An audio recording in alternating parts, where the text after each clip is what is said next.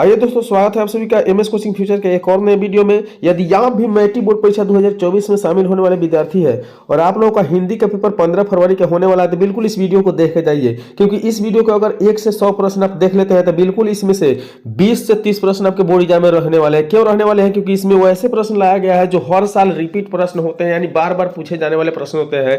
वैसे सारे प्रश्नों को चुनकर इसमें हम लगभग 1 से 100 प्रश्न सजाए हैं आप लोगों के लिए, ताकि आप लोगों का कम समय में बेहतर तैयारी भी हो जाए और आप लोग एक वीडियो ही देखकर आप अपने हिंदी के पेपर में अच्छे से अच्छे मार्क्स प्राप्त कर ले। तो चलिए हम देरी नहीं करते, वीडियो को शुरू करते हैं और देखते हैं कि आज का वीडियो का पहला प्रश्न क्या है। तो दिया हुआ है कि अगेय का जन्म कब हुआ। अगेय का जन्म कब हुआ, याद रखना है कि अगेय का जन्म 1911 ईस्वी में हुआ था, इसलिए ऑप्शन बी बिल्कुल इसका सही उत्तर है। अगली प्रश्न की ओर बढ़ते हैं, 2 नंबर प्रश्न देखते हैं। बिल्कुल हम लोग बहुत तेजी से नहीं, लेकिन फिर भी तेजी से ही वीडियो खत्म करेंगे ताकि हम लोग का समय बचे और कम समय में हम ज्यादा प्रश्न आप लोगों को बता सके।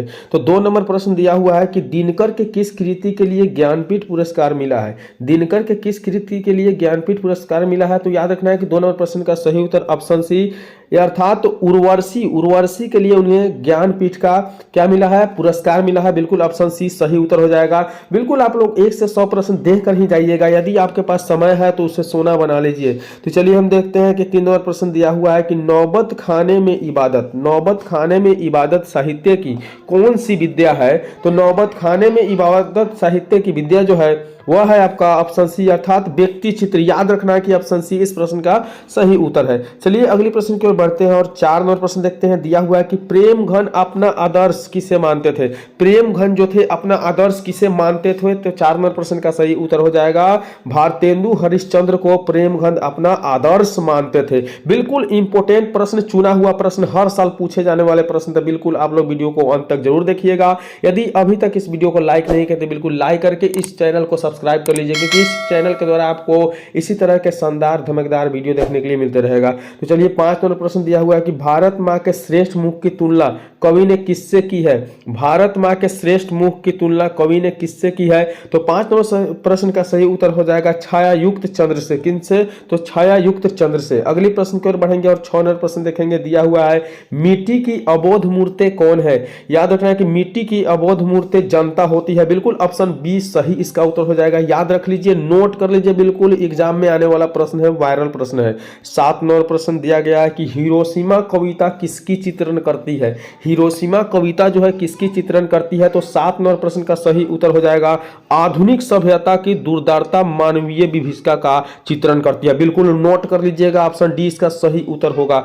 अगली प्रश्न की ओर बढ़ेंगे और 8 नंबर प्रश्न देखेंगे। बिल्कुल इंपोर्टेंट प्रश्न है, वीडियो को अगर फुल वॉच कर लेते हैं तो आप भी आकर कहिएगा कि हाँ सर आप कैसा प्रश्न बताए, बिल्कुल बोर्ड एग्जाम में पूछे गए। तो चलिए हम 8 नंबर प्रश्न बताते हैं आप लोगों को कि बिस्मिल्लाह खां के साथ किस मुस्लिम पर्व का नाम जुड़ा हुआ है।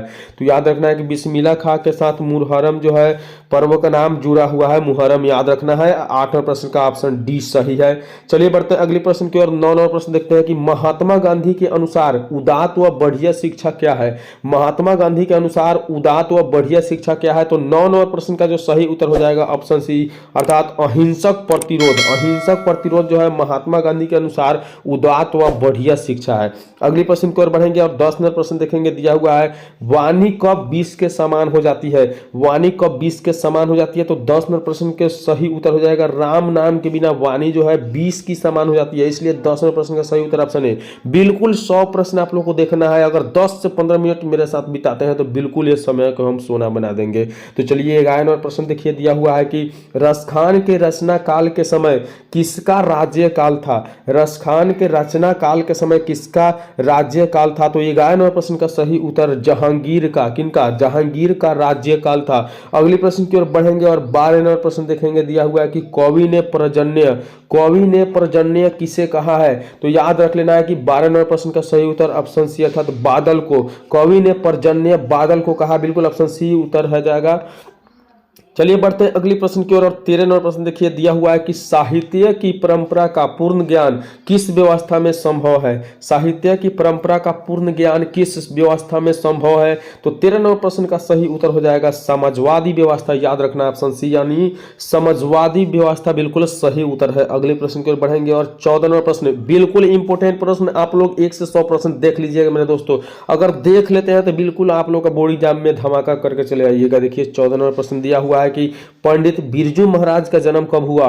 पंडित बिरजू महाराज का जन्म कब हुआ, याद रखने वाला है कि 4 फरवरी 1938 ईस्वी को पंडित बिरजू महाराज का जन्म हुआ था। अगली प्रश्न की ओर बढ़ेंगे और 15 नंबर प्रश्न देखेंगे। दिया हुआ है कि ल मदामोजेल the Avignon, the मदामोजेल the Avignon किसकी कृति है। तो 15 नंबर प्रश्न का सही उत्तर ऑप्शन बी अर्थात पिकासो की कृति है द मदामोजेल द अविन्यो, याद रखना है। अगली प्रश्न की ओर बढ़ते हैं। 16 नंबर प्रश्न दिया हुआ है कि ला शत्रुज का धार्मिक उपयोग कब से कब तक होता रहा है। ला शत्रुज का धार्मिक उपयोग कब से कब तक होता रहा है, याद रखना है 14वीं सदी से फ्रेंच क्रांति तक। बिल्कुल ऑप्शन डी सही उत्तर है 14वीं सदी से फ्रेंच क्रांति तक। अगली प्रश्न की ओर बढ़ेंगे और 17 नंबर प्रश्न बिल्कुल देखिए मछली, यहां से टाइपिंग मिस्टेक है, बिल्कुल याद रखना है कि मछली लिखा गया था। तो मछली कहानी में किस वर्ग का चित्रण किया गया है। तो याद रखना है कि मछली कहानी में निम्न मध्यम वर्गीय परिवार, निम्न और मध्यम वर्गीय परिवार का चित्रण किया गया है। चलिए बढ़ते हैं अगली प्रश्न की ओर। 18 नंबर प्रश्न देखते हैं। दिया हुआ है कि बहादुर लेखक के घर से अचानक क्यों चला गया। बहादुर लेखक के घर से अचानक क्यों चला गया, बिल्कुल इस प्रश्न का सही उत्तर हो जाएगा स्वयं के प्रति लेखक तथा उसके घर वाले को व्यवहार में आए परिवर्तन के कारण बहादुर घर से अचानक चला गया। याद रखना ऑप्शन सी बिल्कुल सही उत्तर है। अगली प्रश्न की ओर बढ़ेंगे और 19 नंबर प्रश्न देखेंगे। दिया हुआ है सहजात किसे कहते हैं। सहजात वृत्तियां किसे कहते हैं, याद रखना है कि 19 नंबर प्रश्न का सही उत्तर ऑप्शन बी अर्थात अनजान स्मृतियों को सहजात वृत्तियां कहा जाता है। चलिए बढ़ते हैं अगले प्रश्न की ओर देखते हैं। 20 नंबर प्रश्न बिल्कुल इंपॉर्टेंट प्रश्न है, इस वीडियो को शुरू से अंत तक जरूर देख के जाइएगा। अगर देख के जाते हैं तो बिल्कुल 20 प्रश्न 30 प्रश्न आपके बोर्ड एग्जाम में पूछे जाएंगे। तो दिया हुआ है कि नागरी लिपि के आरंभिक लेख में हमें कहां से मिलते हैं। नागरी लिपि का आरंभिक लेख हमें कहां से मिलता है, बिल्कुल याद रखना है कि 20 नंबर प्रश्न का सही उत्तर दक्षिणी भारत से मिलता है, इसलिए ऑप्शन सी बिल्कुल सही हो जाएगा। नागरी लिपि का लेख कहां से मिला है, तो दक्षिणी भारत से, याद रखना है। चलिए बढ़ते हैं अगली प्रश्न यानी 21 नंबर प्रश्न की ओर। दिया हुआ है वेतमा दान पात्र किस समय का है। याद रखना है कि वेतमा दान पात्र किस समय का है। तो इस प्रश्न का सही उत्तर 1020 ईस्वी में वेतमा दान पात्र था। अगली प्रश्न की ओर बढ़ते हैं और देखते हैं बिल्कुल 22 नंबर प्रश्न की पंडित बिरजू महाराज। देखिए बिल्कुल इंपॉर्टेंट प्रश्न है, 100 प्रश्न आपको देख कर जाना है। दिया हुआ है कि पंडित बिरजू महाराज लखनऊ के किस घराने के पीढ़ी के कलाकार थे। यानी पंडित बिरजू महाराज जो थे वो लखनऊ के किस घराने के कलाकार थे, बिल्कुल याद रखना है कि 22 नंबर प्रश्न का सही उत्तर 7वीं पीढ़ी। किस पीढ़ी के, तो 7वीं पीढ़ी के कलाकार थे। अगली प्रश्न की ओर बढ़ेंगे और 23 में प्रश्न देखेंगे। दिया हुआ है कि सीता के बेटे ने सीता को कितने रुपया माहवारी खर्च देने के लिए निर्णय किया था। तो याद रखना है कि सीता के बेटा सीता को जो है 50 रुपये माहवारी यानी महीना में खर्च देने का निर्णय लिया था। चलिए बढ़ते हैं अगली प्रश्न की ओर। 24 नंबर प्रश्न देखिए बिल्कुल इंपॉर्टेंट प्रश्न है। दिया हुआ है कि उत्तर भारत से नागरी लिपि के लेख कब से मिलने लगे। उत्तर भारत से नागरी लिपि के लेख कब से मिलने लगे, तो याद रखना है कि 24 नंबर प्रश्न का सही उत्तर 8वीं सदी से मिलने लगे। याद रखना है ऑप्शन ए बिल्कुल सही उत्तर हो जाएगा। बिल्कुल इस वीडियो में बताया गया प्रश्न आपके बोर्ड एग्जाम में रहने वाले हैं, तो वीडियो को शुरू से अंत तक जरूर देख लीजिएगा। दिया हुआ है कि बहादुर को कितने रुपए के चोरी का इल्जाम लगा था। तो बहादुर को याद रखना है कि 11 रुपए चोरी का इल्जाम लगा था। कितना, 11 रुपए। चलिए बढ़ते हैं अगले प्रश्न की ओर देखते हैं। 26 नंबर प्रश्न बिल्कुल इंपॉर्टेंट प्रश्न इस वीडियो में दिया हुआ है कि बुढ़ापा में कौन सा प्रत्यय है।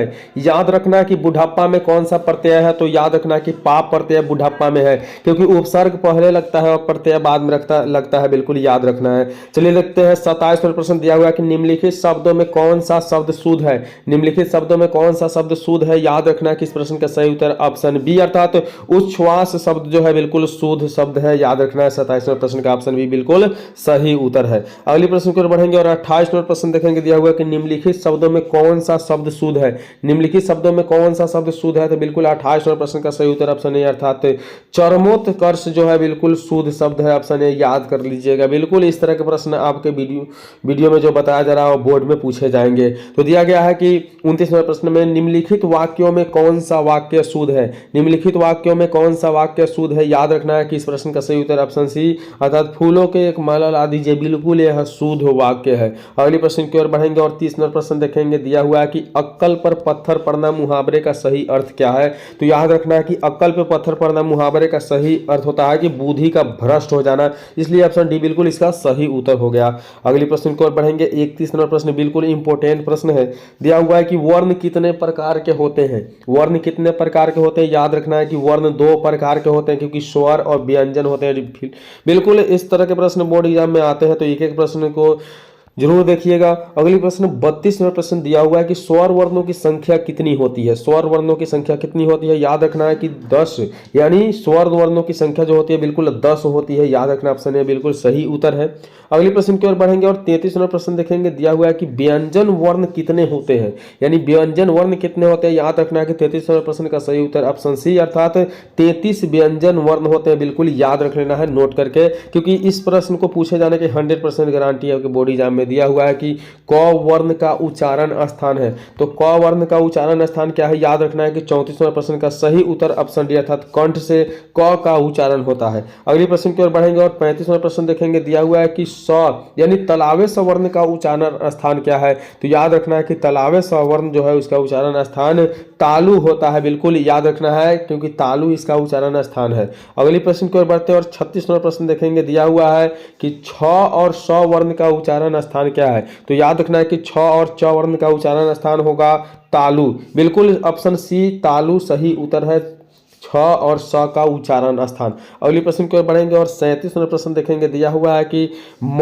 का उच्चारण स्थान क्या है। म का उच्चारण स्थान क्या है। तो याद रखना है कि 37 नंबर प्रश्न का सही उत्तर ऑप्शन सी अर्थात नासिका द्वारा, नाक के द्वारा म बोला जाता है, इसलिए नासिका ऑप्शन सी सही है। अगली प्रश्न यानी 38 नंबर प्रश्न दिया हुआ है कि न का उच्चारण स्थान क्या है। न का उच्चारण स्थान क्या है, याद रखना है कि न का उच्चारण स्थान है आपका ऑप्शन बी यानी नासिका द्वारा न का उच्चारण स्थान होता है। चलिए अगली प्रश्न यानी 39 नंबर प्रश्न देखते हैं कि दीर्घऊ का उच्चारण स्थान क्या है। तो याद रखना है कि 39 नंबर प्रश्न का सही उत्तर ऑप्शन बी अर्थात होठ के द्वारा दीर्घाई बोला लिखा जाता है, बोला जाता है। अगली प्रश्न देखेंगे 40 नंबर प्रश्न दिया हुआ है कि हिंदी में वर्णों की कुल संख्या कितनी होती है। तो याद रखना है कि हिंदी में कुल वर्णों की संख्या 44 होती है, इसलिए इस प्रश्न का सही उत्तर ऑप्शन बी हो जाएगा। तो चलिए इस वीडियो में हम आप लोगों को 1 से 40 प्रश्न बताए। अगर किसी प्रश्न का उत्तर अगर गलत हो गया है तो बिल्कुल इसको कमेंट करके बता देना है। चलिए मिलेंगे अगले वीडियो में, तब तक के लिए बाय।